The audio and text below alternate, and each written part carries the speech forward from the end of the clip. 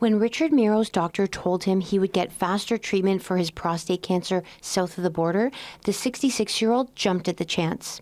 She asked me how I felt about going to Bellingham, and because the waiting list, I guess, was very long in Vernon or down that way for getting treatment. I said, well, let's go down there and get that done. The elder from the Fort Nelson First Nation got 20 rounds of radiation over 4 weeks in February. Miro is one of the more than 600 patients who have traveled to one of 2 Bellingham cancer clinics for radiation therapy in the last year.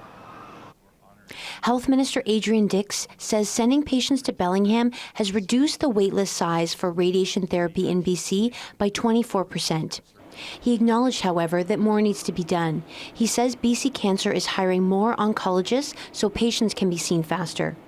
While more people are receiving radiation therapy within the 28-day clinical benchmark, BC continues to have one of the longest radiation wait times in the country. That's unacceptable, says BC United's health critic, who noted the province has gone from having one of the best cancer care systems in the country to one of the worst. It is very alarming to look at the circumstances in British Columbia today. Miro said despite the 10-hour journey to Bellingham, he has no regrets about his decision. To go through that and to have so many nice people, behind you and going, treating you like you're a person instead of just a client. It was just uplifting, like your spirit was uplifted. Paul Adams of the Rural Health Network has been pushing for rural and remote cancer patients to have equal access to faster treatment in Bellingham. But he says the long-term goal should be getting treatment closer to home.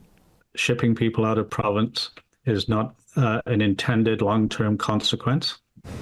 CBC News asked BC Cancer and the Health Ministry for a breakdown by health authority of the 599 patients who received treatment in Bellingham. Those figures were not provided by Deadline. The BC government has budgeted $34 million a year for the program. Katie DeRosa, CBC News, Victoria.